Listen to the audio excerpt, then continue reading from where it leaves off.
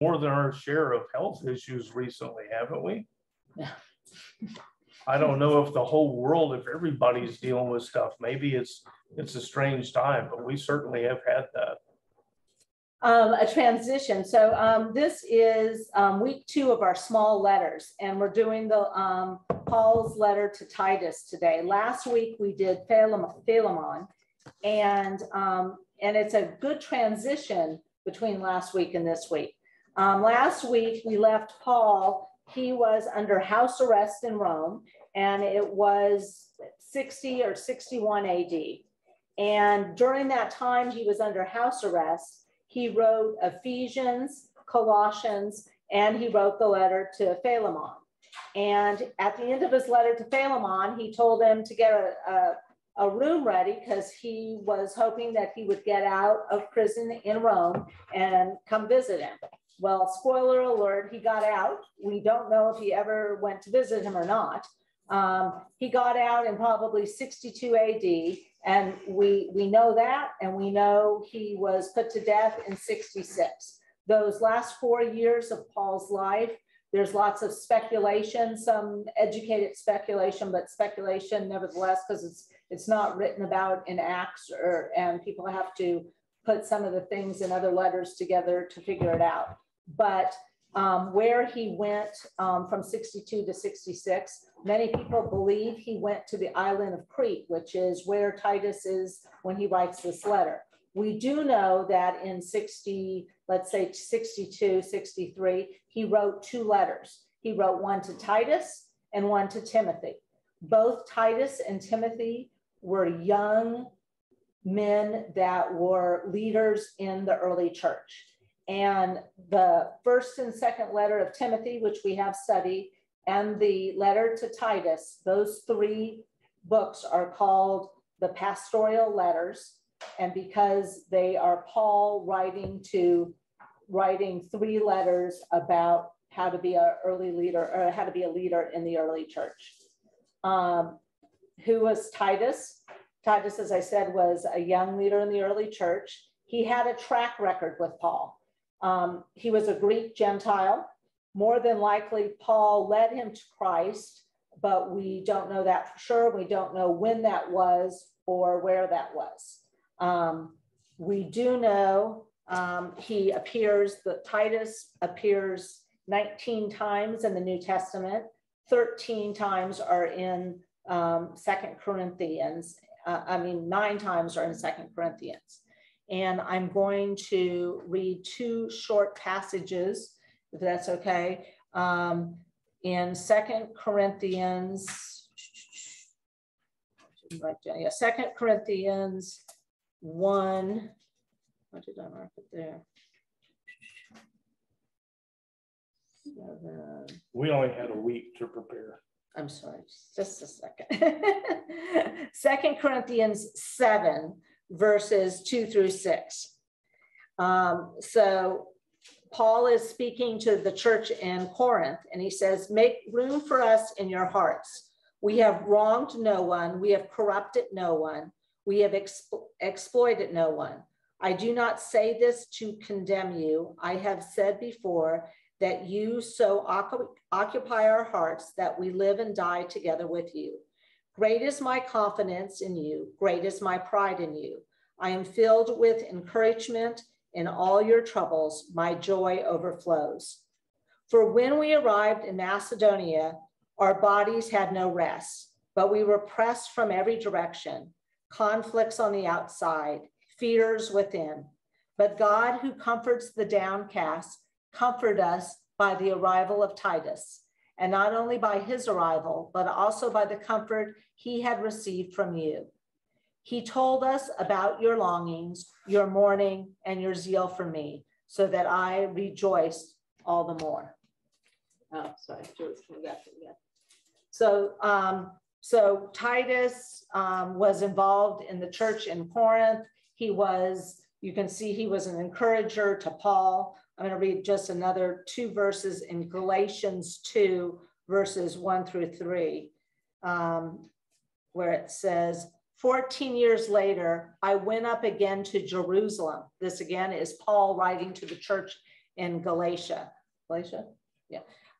14 years later, I went up again to Jerusalem, accompanied by Barnabas. I took Titus along also. I went in response to a revelation and set before them the gospel that I preached among the Gentiles. But I spoke privately to those recognized as leaders for fear that I was running or had already run in vain. Yet not even Titus, who was with me, was compelled to be circumcised, even though he was a Greek. I was going to talk about Crete, but do you want to talk about the? Yeah, I think for just a minute, because what we've got is Paul has such a passion. He's establishing churches all over, you know, the known world at the time, the Near East and Europe and Western Europe, but he's establishing churches and then he moves on. But what we see is he stays concerned. He writes letters to them. He sends people to them. He hears about problems that they're having and he addresses them. He never gives up or says, okay, they're on their own. And he always talks about his prayers for them. There are these two young men, Titus and Timothy, that are young leaders. And they're in a kind of a difficult spot because when you're that young, you probably don't have as much credibility. And so what he does is he writes to them and says, you know, first of all, I got work for you to do. But second of all, you're going to have some challenges. And so he's actually teaching young leaders how to conduct themselves, what to look out for, the challenges. And one of the things I kind of hope in studying what a young leader would go through, you see the kind of mess that we ordinary people can make, things they're going to have to contend with.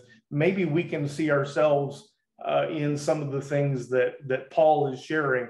So these are specifically to church leaders. And you need to keep that in mind, that this is a letter to a single person about how he's supposed to lead and I guess kind of things that are on Paul's heart. And do you want to bring up the map? So he's writing, and when we start Titus, when we start Titus, you'll find out that Titus is in Crete. So of course, I want you all to know where Crete is and what the deal is. So here is Crete, and this is, okay, this is a map of what some believe, let's see, that orange line would have been Paul's last trip, journeys. And so you can see it started in, I believe it starts in Rome. Oh, no, not the orange one. Yeah, the orange one is when he gets hauled off to Rome to face a trial. They're sailing and the wind turns against them and they have to shelter in Crete for an extended period of time. So we know he's been to Crete before, but this is a different map you brought up, or no? Yeah, because the other one, and we'll actually deal with that in this lesson. There are people who have found a way to cash in on Christianity. So the map that you pulled up was locked in a way that I couldn't use it. So the map I saw, so this one shows one of his journeys. The map that I had pulled up showed that he went from Rome because he was released and then went to Crete, and then it believes he went to Spain. But this isn't on this map because that last journey is only speculation. But the point here is we know Paul had been to Crete before. We know Crete is an island off Greece. We know that it's an interesting island because it's been populated forever, and it's 170 miles long and 35 miles wide, and it's mountainous. And so it's real long and skinny, and it's mountainous in the middle. So most of the people are concentrated out in these port towns around the perimeter. One of the things I want to show you is this is Alexandria. This is North Africa. We have Israel over here. We have Turkey and you know, Crete sits right out here in the middle. And if you're going to travel, and there's a lot of trade, there's a lot of travel, Crete winds up being a great stopover point.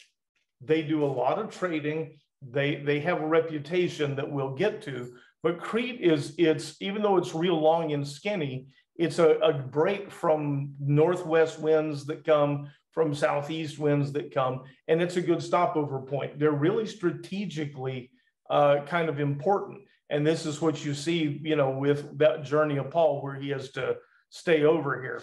Big traders. Anything else about Crete? Nope. Okay. And it becomes important. We're not just doing that to give you a history lesson. Some of this stuff becomes important as we go through this. So we're going to start Titus, but one of the things I found interesting when I find out that Titus is mentioned 19 times in the New Testament, 13 times in the 1st and 2nd Corinthians, when you think about that, anytime I would have seen the word Titus, I wouldn't have known who the heck he was. It's, you know, you see some of these names and then else you put it together, now it makes sense. I mean, Titus was someone who traveled with Paul a lot, and he had been very helpful. And Titus, we find out at the end, Titus doesn't end up staying in Crete. Paul sends him someplace else. So. And I guess the other big thing is that Paul mentions, what Mary read a while ago, is that they were exhausted. They arrived on, you know, after one of their journeys, and they Barnabas, and they just had no strength left. And Titus shows up and gives them strength, gives them help. He's one of those people that Paul leans on and has a lot of confidence in. What he refers to 3 people as a son, you know, in the spirit, as a true son. One is Timothy, one is Titus, and one is Onesimus from last week when we did Philemon. So Titus chapter 1, verse 1. Paul, a servant of God and an apostle of Jesus Christ, for the faith of God's elect and their knowledge of the truth that leads to godliness, in the hope of eternal life, which God, who cannot lie, promised before time began. In his own time, he has made his word evident in the proclamation entrusted to me by the command of God our Savior. To Titus, my true child, in our common faith, grace and peace from God the Father and Christ Jesus our Savior. So mostly it's just a salutation. It's the beginning of a letter to someone. Someone pointed out this week, and I never thought about it. We usually, if we start a letter, we start dear whoever it is. Dear Titus. In this time, you identify yourself first. That was a common way to do it. And I thought, wow, I never thought about it, but it's true. But it's a salutation, but he talks about knowledge of the truth that leads to godliness. That's going to become a theme through here. This idea of truth, it plays large. And I'll get to the other one in a minute, but the hope of eternal life, which God, who cannot lie, promised before time began. So this hope of eternal life. But you notice he says, God who cannot lie. The people in Crete worship Zeus, and they have all of these stories about Zeus is a prolific liar, and they celebrate. You know, he tricks people. He goes and has affairs with mortal women and then lies to Hera. I mean, this is all just this is part of the way they've been brought up. And so Paul, and even their God lies.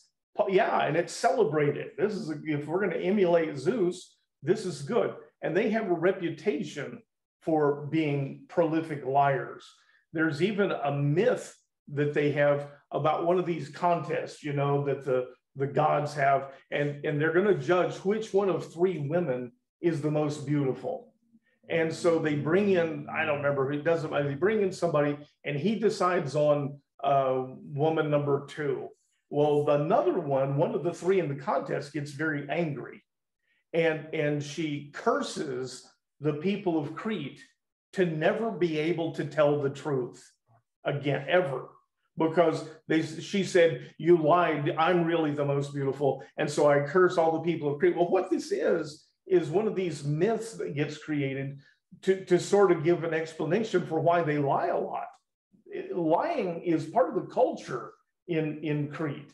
And so Paul, in establishing a church, is going to have to deal, or Titus, Paul, through some cultural issues. And so he talks about God who cannot lie. These are which is sort of a strange, you wouldn't, you and I would think, of course, God can't lie. So, or, we wouldn't think God would lie, but that's why it's there. As we deal with cultural things, sometimes education. And so this is literally Paul reminding Titus of some things, and this hope of eternal life that God who cannot lie promised from before time began.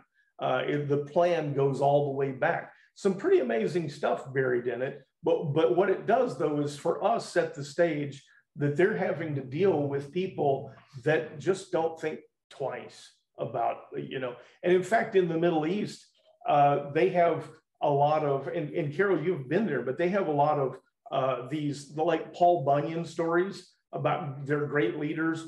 They find clever ways to cheat another pasha out of all of his jewels or something, and they celebrate that. And literally, they create these elaborate hoaxes to cheat someone out of their wealth, all of their horses maybe, and that's celebrated.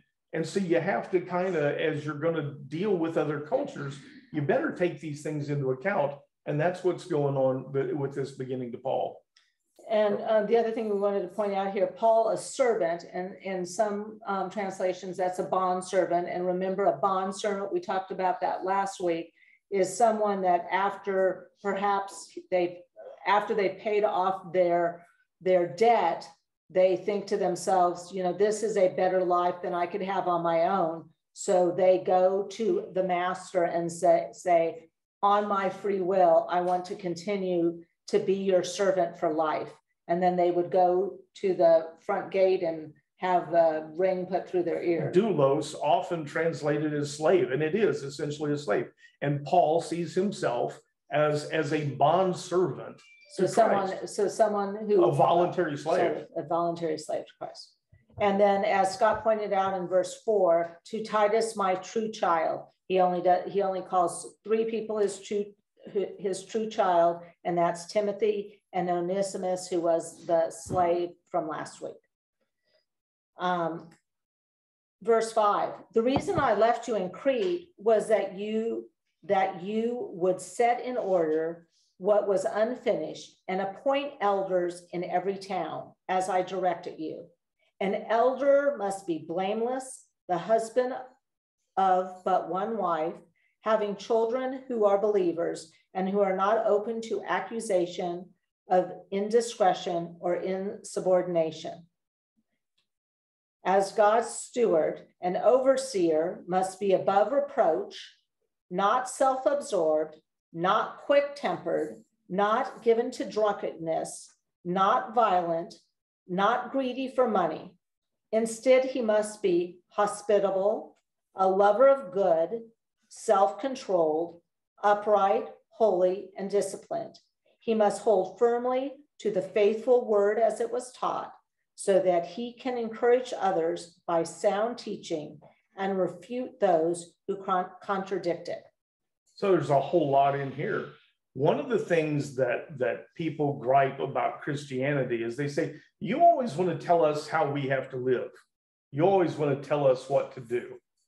And here you see this list of how people should behave, right? Keep in mind what Paul has said is the reason I left you behind in Crete is that I want you to set some things straight. I want you to finish some things that were unfinished. Paul was there clearly, started churches, but there's work to be done. And he says, one of the things I want you to do is to set aside or to name elders. We get the English word elder. And you know, we understand elders to be church leaders. The word he uses, presbyteros, is actually, it's spelled with a Y. We call it presbyteros. It's like Presbyterian, okay? Presbyteros, it has to do with always an older person, someone who's older and wiser. And you might think of these people, instead of just being leaders, as being mentors. In the early church, these are people there to be role models and mentors. And yes, that is a form of leadership, but it always entails older and wiser. Now, the other thing, he is not telling people in Crete how to behave. Now that doesn't mean that this isn't desirable, but what he's saying is, I want you to go find elders with these characteristics. And if that still sounds like telling people how to behave, I want you to consider the opposite of all these things. If he says, instead of go find elders who are blameless, well, instead, go find people who are just guilty of a whole lot of stuff. That doesn't sound good. Husband of but one wife. And it actually, you know, it's husband, but what it means is someone who is devoted to his wife, one woman. So instead, I want you to find somebody who's constantly hitting on all the other women in the church. That doesn't sound good. Having children who are believers and who are, you know, so if you've got a bunch of wild and woolly offspring that are going to cause problems in the church, that's probably not too good. Not open to accusation of indiscretion or insubordination. So once again, consider the opposite. You're going to pick elders, role models. I want you to find people who have all kinds of stories about them and they who have problems with authority. If you were going to hire someone for a job, you probably would not look for these opposite characteristics, right? Problems with authority, one that all the rumors say these people are crooked. So this is not a really restrictive kind of list. He's saying, I want you to find people that are known good character as elders that are going to be role models for this young church. And I want you to find them in all of these cities, mostly around the coast, for these nascent, you know, getting on their feet churches. It's not a whole bunch of rules. It is a series of qualifications for these elders and mentors. And it probably, some of us in the Christian church got carried away in years past, that we decided it was our job to literally tell people how they have to live. If you're going to live this way, it involves a change of heart. You don't just go set rules for people and pick up a big hammer and say, every time you step out of line, I'm going to bash you with it. So don't confuse those two things. And when people say this about Christians, it's nice to have the knowledge that that's not really what is being done here. These are elders. Let's see if they're, oh, and here's one other thing. If you guys who have your Bible, verse 9, I want to cover this because for me, this is one of the most important sentences in this whole study. You look at verse 9, he wants to have an overseer, and this, oddly, is not the same word. Presbyteros, this word is episkopos. So we have a Presbyterian church, we have an Episcopal church. Yeah, these are the same words. But an overseer, a leader, and what he says is the leaders must be must hold faithful, hold firmly faithful, pardon me, these are small letters when I'm this tired. Hold firmly to the faithful word as it was taught. This is one of my passions in this. We're trying to understand what was being taught when this was written. People put new spins on it over the years and go, well, it doesn't really apply. No, I want to know what was being taught when it was being taught. And I know by now most of you have figured that out. Well, this is one of the things that Paul instructs Titus to look for, is overseers, teachers who will hold firmly to the word as it was taught. It's not just me making it up. This is an important thing, because if you just let this, stuff migrate over a period of years, you can wind up teaching something that has nothing to do with the word. So this is what Titus is supposed to be looking for is people who will hold fast to the word as taught. And he says, so that they can encourage others. So this knowledge of the word as it was taught is a help in encouraging others, but also so that encourage others by sound teaching and refute those who contradict it. So we have a tremendous amount of myth that has sprung up around Christian teaching. And what he's saying is you want people who really hold fast to the word so that when people are teaching false stuff, they can contradict them. It's pretty important, and it's important to me. And so that's, anything else? No. Verse 10, for many are rebellious and full of empty talk and deception, especially those of the circumcision, who must be silenced. For the sake of dishonorable gain, they undermined entire households and teach things they should not. As one of their own prophets has said, Cretans are always liars, evil beasts, lazy gluttons. This testimony is true. Therefore, rebuke them sternly, so that they will be sound in the faith and will pay no attention to Jewish myths or to the commands of men who have rejected the truth. To the pure, all things are pure, but to the defiled and unbelieving, nothing is pure. Indeed, both their minds and their conscience are defiled. They profess to know God, but by their actions they deny him. They are detestable, disobedient, and unfit for any good deed. So he talks about these people that are coming in teaching false doctrine. And he specifically mentions the circumcision crowd. There are people who are telling new believers, you've got to adhere to the Jewish law. You have to become Jewish before you can become Christian. That's right. And they are really making a mess of things. We know Titus is a Greek Gentile, and Paul trusts him implicitly. But you look at some of the stuff Paul says, for unworthy gain, basically, these people are finding ways to make money off of this. And they create their own little cult. And then they also get people to donate money because one of the great ways to do it is say, if you want to get in touch with God, if you want to go to heaven, you got to come through me. And so Paul is warning Titus about these Jews that are coming in teaching things, and they're disrupting entire households. This is pretty upsetting. And you get one person maybe in the household who believes this and the other ones who don't, and it causes problems. And Paul is saying, these people are springing up everywhere. But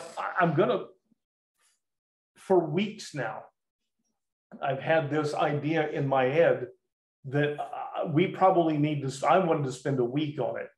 But have any of you ever heard of something called Gnostic Gospels? I'm seeing a few head shakes. The Gnostic Gospels. Gnosticism, it's Gnostic. Gnostic has to do with knowledge. Gnostic and know are the same root. We spell know or knowledge with a K.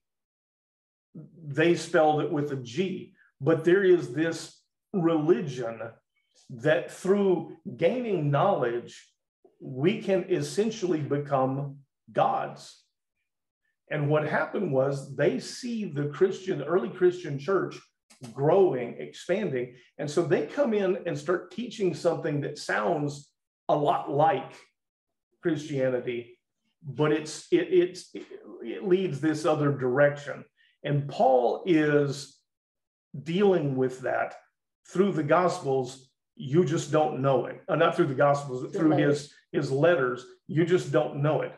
The last words to Timothy is to warn Timothy to hold fast to the teachings, to the word, and to reject this so-called knowledge or this falsely named knowledge. There are people, and it's prevalent today. Gnosticism was the Scientology of the ancient world.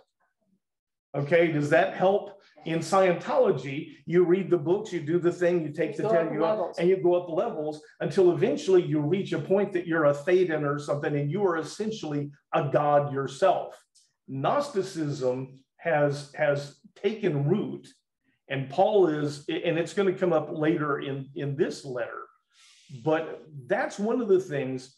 What he's telling Titus is there are people out there teaching these new Christians things, and because they're not well grounded, and because we don't have leaders who will help them stay on track, they're starting to think things that they shouldn't.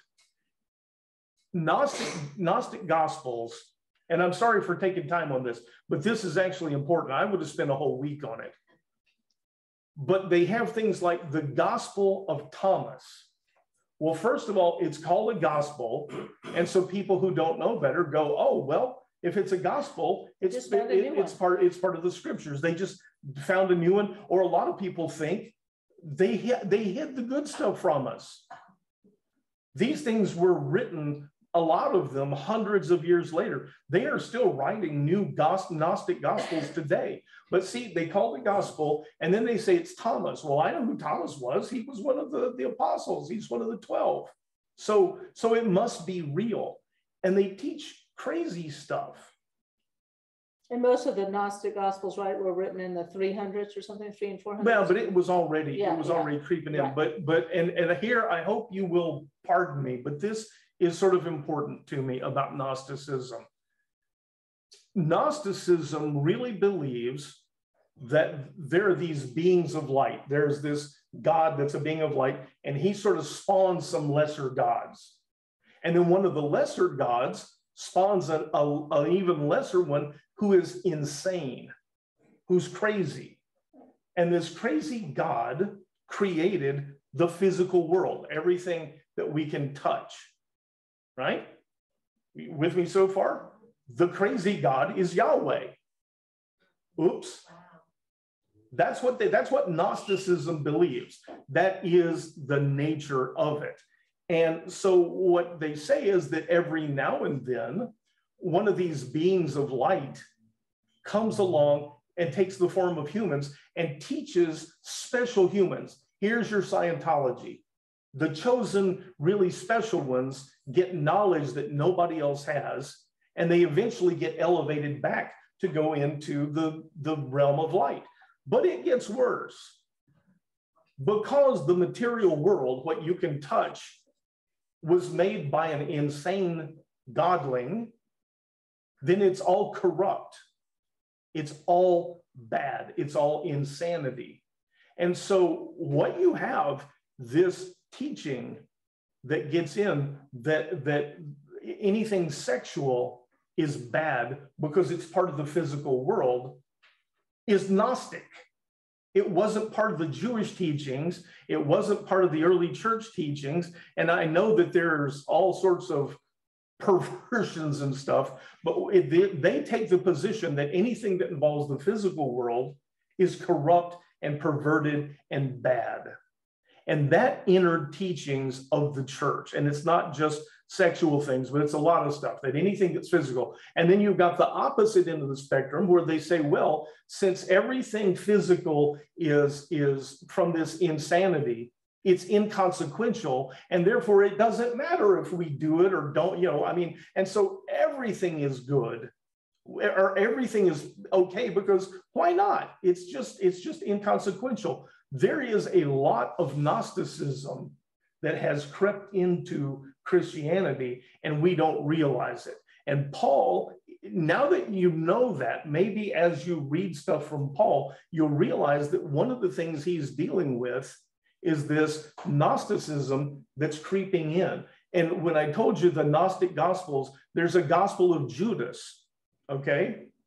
A Gnostic Gospel of Judas. And in that gospel, Judas is actually Jesus's friend. And instead of betraying him, what he does is help liberate him from his physical body so that he can go back and become and they write these things, and people read them and go, I've had people that attend our classes say, Why did they withhold this knowledge from us? Who's trying to keep us from knowing this? Nobody's trying to keep you from knowing it. They just want to make sure you understand this is not Christian teaching. And the final piece, and I'm sorry, but if you can indulge me 1 minute more, the Gnostic people that came in to the early Christian church just wanted to cut out any Old Testament references that God had dealings with the Jews. And remember, Yahweh is supposedly insanity. So you hear a lot of people today. We had someone who came to the study who got really upset because he only listens to the New Testament. That's Gnostic. He doesn't know it, but that's Gnostic teaching. We can just ignore all of that stuff about Yahweh and Old Testament. That was early Gnostic influence. And it's come up in some of these previous studies, and I've never gotten into it. But what you see here with Paul is he's warning Titus. He's explaining to him, as you establish these early these young churches, you're going to have to be on guard against certain things. He never uses the word Gnostic, but it's part of it. And you're going to see this come up in another chapter. Remember this, but it's going to kind of flip some people out when you hear what's in this. Let's go ahead. Well, you want to also address one of their own prophets that says Cretans are always liars, evil beasts, lazy gluttons. This testimony is true. That sounds really harsh. There is someone from Crete, one of their own people, who says Cretans are always liars and lazy beasts and gluttons. And then he says, this saying is true. That sounds really, really harsh. When it comes to the lying, that's one of the reasons I mentioned this earlier. It's part of the culture. Now, the guy he's quoting is named Epimenides. And in some of your Bibles, it is footnoted, and he's of, where is he from? Epimenides is a philosopher from Crete. And he makes this statement that I know I'm going to deal with it, but he says that all Cretans are liars. And he is a Cretan. And so this is known as the Epimenides paradox. He says all Cretans are liars, but he's a Cretan. And so that maybe he's trying to say that you get the problem. We could spend, because philosophers love to, we could spend more time on this. But what he's saying is this idea that Cretans lie a lot is true, Titus. It is. And that means you're going to have to rebuke. You're going to have to kind of be a little bit strong, putting people on this path to truth. But the guy Epimenides, the one who makes this statement, is from a place called Knossos that's on Crete. Knossos. It is Gnosticism. It's there. And you don't recognize it, but this is Epimenides of Knossos. And what he's teaching is the same idea as a lot of philosophy does, that we enrich ourselves. We don't need to rely on God. We enrich ourselves until we essentially elevate ourselves into little godlings. This is already going on. And Epimenides of Knossos is part of this origin of Gnosticism entering the church. And Paul has communicated something that Titus probably recognized, that after all this time, we don't. Now you know the rest of the story. But as for you, speak the things that are consistent with sound doctrine.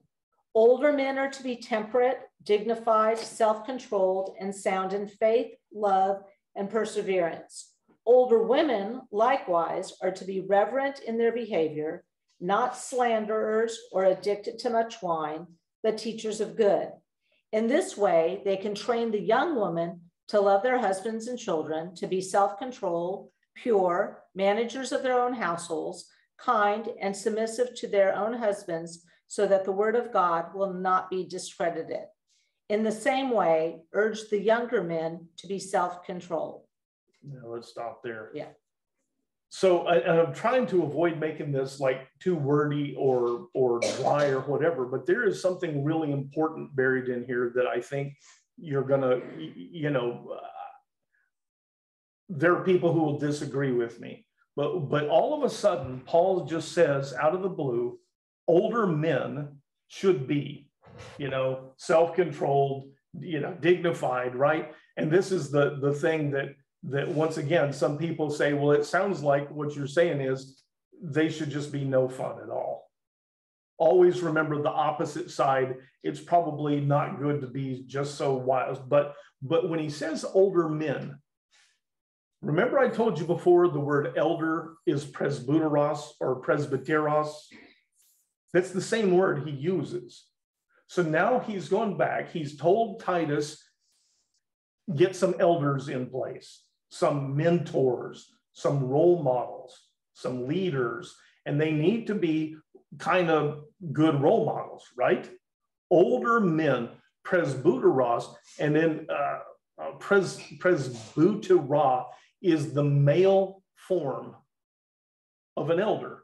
So old men, this is someone older and wiser who's a man. And what he's establishing is elders, right? That nobody has a problem with that. But then, and it looks like he's just randomly saying, old men should behave like this, and old women should behave like this. And it seems like an odd thing to just stick in there, doesn't it? I mean, I know I read it, I remember reading it before thinking, why does he all of a sudden hop on old men and old women about how they have to? Well, it's not. It's the word that's used as elder. And so the elders who are men, but here's the next thing. There's a feminine form, presbytia, that is a feminine form. And I'm convinced what he is saying is women elders. And you have people who will say women should not be elders. I'm sorry, but when he starts out talking about elders, and then he goes in and says older male elders, these presbytia, should be sound mind and body. They should be someone that you can look up to. And the women who are elders, the older women, should be like this. Now it mentions slander, and that's sort of like gossip. And I'm sorry that's. We had this discussion before. We like to do that more than but it does tend to be, but not that men don't gossip, but it's almost like a rite of passage. But no, but what he's saying is that we want people who are elders who are good role models, and we don't want the women elders sitting around in the corn grinding circle gossiping, and take it or leave it. But that's what he's saying. But it is important that you don't use the same word 3 times in a row to mean just random things.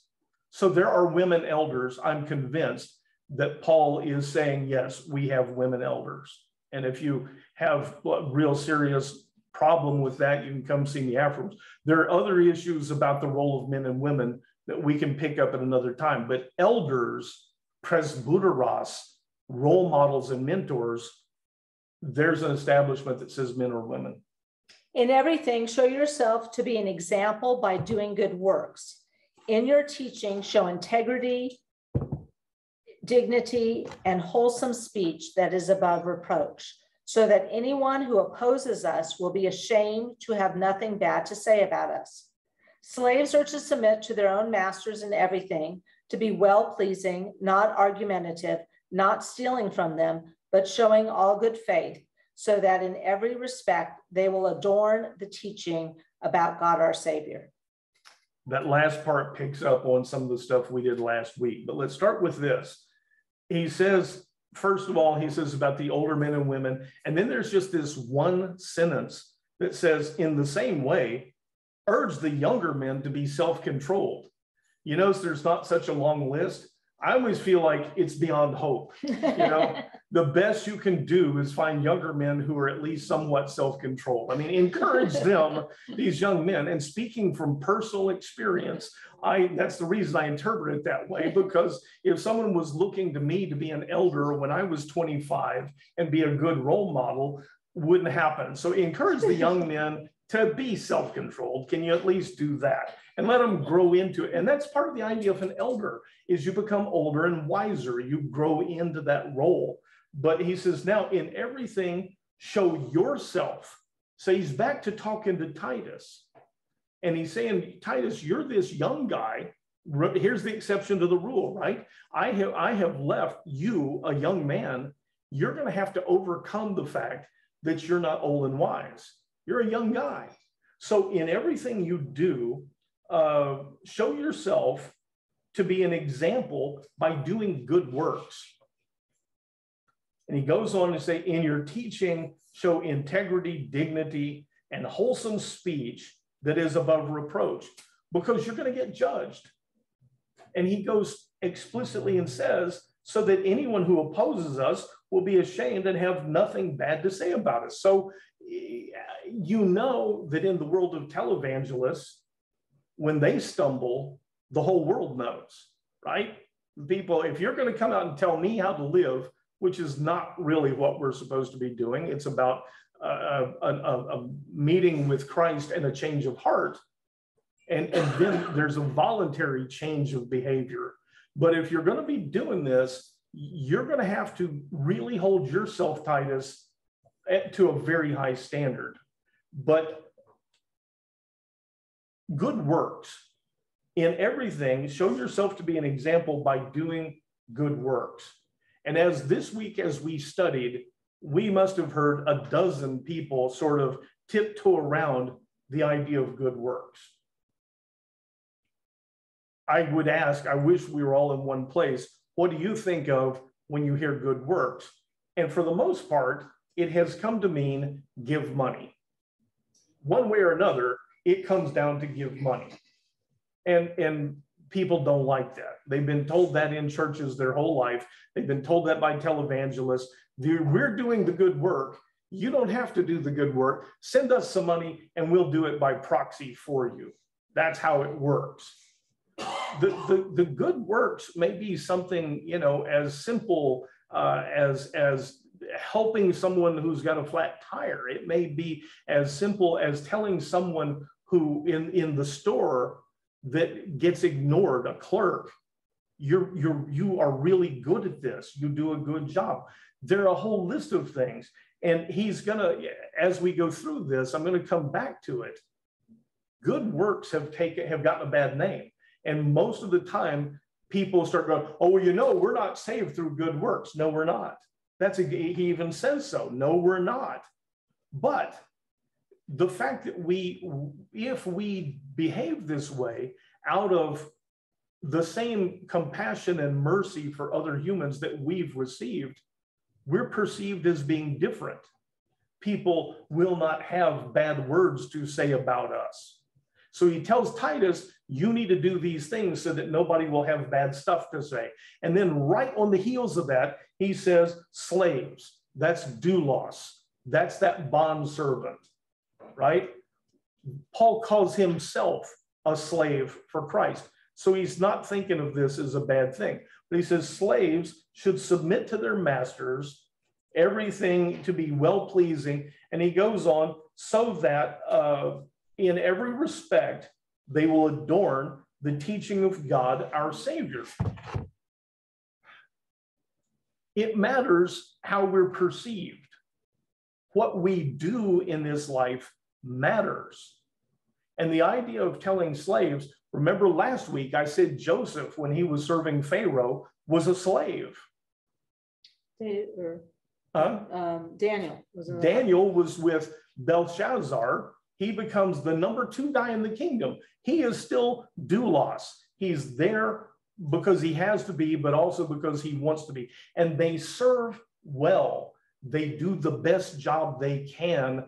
And what Paul is comparing that to is us. Don't be rebellious. Have you ever known anyone in a workplace that gripes about the boss constantly? I think everybody has seen that. And they every order they get given, they go and pick up the phone or go down to the water cooler and say, can you believe what this idiot says? I should be in charge.